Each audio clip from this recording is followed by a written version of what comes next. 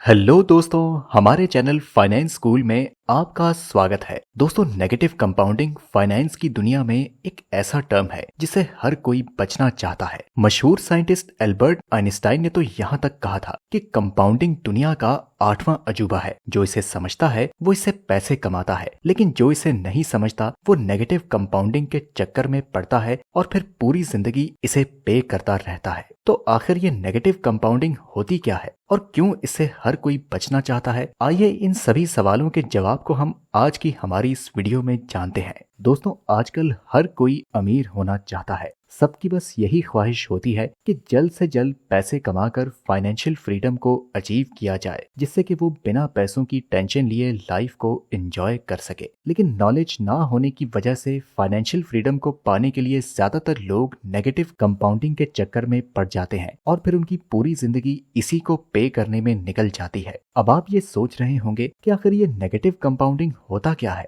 तो दोस्तों, हमें नेगेटिव कंपाउंडिंग को समझने से पहले कंपाउंडिंग के बारे में समझना होगा, तभी आप नेगेटिव कंपाउंडिंग को अच्छे से समझ पाएंगे। दरअसल कंपाउंडिंग एक ऐसी टेक्निक है जिसे ज्यादातर लोग फाइनेंशियली फ्री होने के लिए चुनते हैं। कंपाउंडिंग का मतलब है कि आपको आपकी इन्वेस्टमेंट पर इंटरेस्ट मिलने लगे और आप अपने उस इंटरेस्ट के पैसे को री इन्वेस्ट करने लगते हैं। अब इस री इन्वेस्ट किए हुए पैसों पर आपको फिर से इंटरेस्ट मिलेगा और ये साइकिल ऐसे ही आगे बढ़ता रहता है और आपकी जगह आपका पैसा आपके लिए काम करने लगता है। कंपाउंडिंग की मदद से एक मामूली सा दिखने वाला अमाउंट भी टाइम के साथ इतना बड़ा हो जाता है कि आप इमेजिन भी नहीं कर सकते। आइए कंपाउंडिंग को एक एग्जाम्पल से समझते हैं। मान लें कि आपकी 2 जुड़वा बेटियां हैं, सीता और गीता। जब उनका जन्म हुआ था तब से ही आपने दोनों बच्चियों की शादी के लिए पैसे जमा करना शुरू कर दिया। आपने सोचा कि पैसे आगे चलकर इनकी शादी में काम आएंगे। इसके लिए आपने बचपन में मिले उनके सारे गिफ्ट्स को बेच दिया और सारे गिफ्ट्स बेचने के बाद आपको कुल 2 लाख रुपए मिले, जिसे आपने दोनों बच्चियों में बराबर बराबर बांट दिया। इस तरह आपके पास सीता और गीता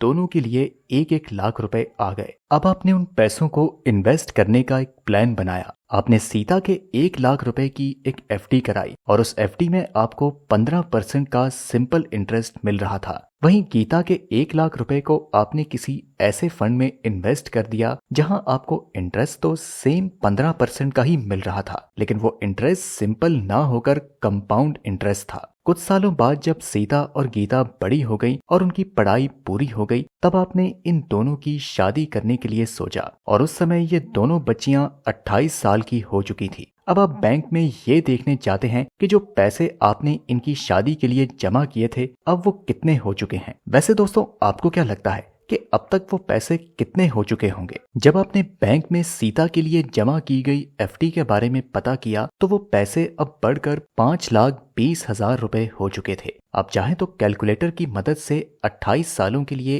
1 लाख रुपए को 15% के सिंपल इंटरेस्ट के हिसाब से भी कैलकुलेट कर सकते हैं। अब आपने वो पैसे निकाल लिए। आप बहुत खुश हैं कि 28 साल पहले आपके जमा किए गए 1 लाख रुपए बढ़कर 5,20,000 रुपए यानी कि करीब 5 गुना हो चुके हैं। इसके बाद आप वहां जाते हैं जहां आपने गीता के 1 लाख रुपयों को इन्वेस्ट किया होता है और यहां आपको 15% का कंपाउंड इंटरेस्ट मिल रहा था। वैसे दोस्तों, आपको कोई आइडिया है कि सीता के ये पैसे कितने हो चुके होंगे? जब आपने यहाँ अपना अकाउंट चेक किया तो आपको पता चला कि 28 साल पहले आपने जो 1 लाख रुपए 15% की कंपाउंडिंग पर जमा किए थे वो बढ़कर 50,06,561 रुपए हो चुके थे। यानी कि इन 28 सालों में ही कंपाउंडिंग की मदद से आपके पैसे करीब 50 गुना बढ़ गए। अगर हम इसे सीता के सिंपल इंटरेस्ट वाले एफडी से कंपेयर करें तो ये पैसे लगभग 10 गुना ज्यादा हैं। तो दोस्तों, ये होती है कंपाउंडिंग की पावर, जहां पर एक छोटा सा अमाउंट भी एक लॉन्ग टर्म के प्लान में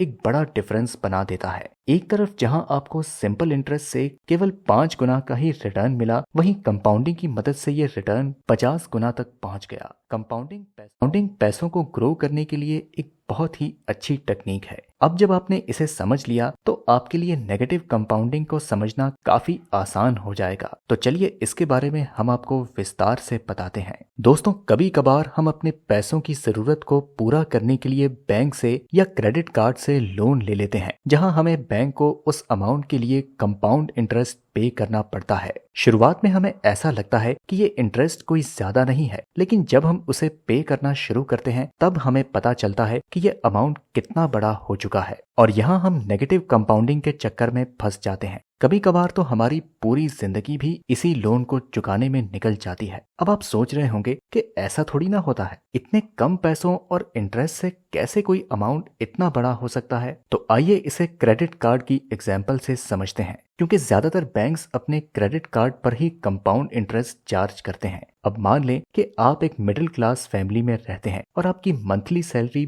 20,000 रुपए है। अगर महीने के पर्सनल एक्सपेंसेस को निकाल दिया जाए तो आप 10,000 रुपए बचा लेते हैं। अब आपको आईफोन का नया वर्जन पसंद आता है और आप उसे खरीदने का प्लान कर रहे हैं। आपने 1.5 लाख रुपए का आईफोन अपने क्रेडिट कार्ड से खरीद लिया, लेकिन अब आपको अपने क्रेडिट कार्ड पर 20% का कंपाउंड इंटरेस्ट पे करना है। अब जहां आपको ये फोन अपनी 15 महीने की सेविंग्स में ही मिल जाता, वहीं अब इसके लिए 18 महीने 9,715 रुपए की EMI पे करनी होगी। इस हिसाब से आपने अपने 1.5 लाख के फोन के लिए करीब 1,74,861 रुपए पे किए, यानी कि आपको केवल 1.5 लाख के छोटे समय में करीब 25,000 रुपए ज्यादा पे करने पड़े। अब जरा सोचिए कि अगर यही कोई बड़ा अमाउंट रहा होता तो आपको कितने सारे पैसे एक्स्ट्रा पे करने पड़ते। दोस्तों, आज के समय में ऐसे लोगों की कोई कमी नहीं है जो हमें इस नेगेटिव कंपाउंडिंग के चक्कर में उलझाकर अपनी बात मानने के लिए मजबूर कर देते हैं। मान लें कि राम और श्याम नाम के 2 दोस्त थे।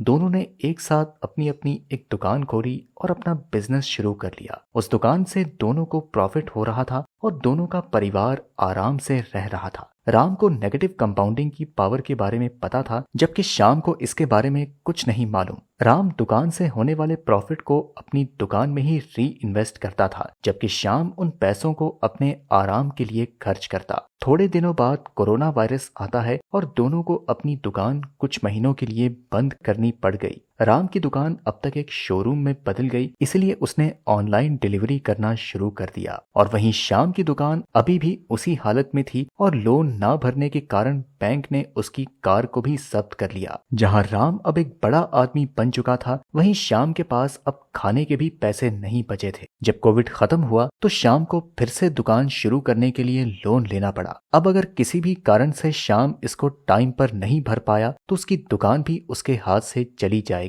दोस्तों, ऐसा आपके साथ तब होता है जब आप नेगेटिव कंपाउंडिंग की पावर को नजरअंदाज करते हैं। आजकल बहुत से लोग अपनी डेली नीड्स जैसे कि मोबाइल, कार, इन सभी चीजों के लिए भी लोन लेना ही प्रेफर करने लगे हैं। वो ऐसा केवल इसीलिए करते हैं क्योंकि उनके हाथ में डायरेक्टली बिना किसी इंतजार के पैसे आ जाते हैं। लेकिन वो कंपाउंडिंग के इन डार्क सीक्रेट्स को नहीं समझते और सारी जिंदगी इसी डेब्ट ट्रैप में फंसकर रह जाते हैं और यहाँ तक कि वो कभी भी फाइनेंशियल फ्रीडम को भी अचीव नहीं कर पाते हैं। इसीलिए दोस्तों, आपने ध्यान दिया होगा कि जब भी नए एंटरप्रेन्योर अपने स्टार्टअप को शुरू करते हैं तो उन्हें कंपनी को ग्रो करने के लिए पैसों की काफी जरूरत होती है, लेकिन वो नेगेटिव कंपाउंडिंग की पावर को अच्छे से समझते हैं और इसीलिए वो लोन नहीं लेते, बल्कि ऐसे इन्वेस्टर को खोजते हैं जो उन्हें उनकी कंपनी की इक्विटी के बदले में पैसे दे सके। ऐसा वो इसलिए भी करते हैं क्योंकि उन्हें खुद भी नहीं पता होता कि उनका ये स्टार्टअप कितना कामयाब होगा। और ऐसी कंडीशन में अगर वो किसी बैंक से लोन लेकर उन पैसों से कंपनी को ग्रो करते हैं तो उनके प्रॉफिट का एक बड़ा हिस्सा तो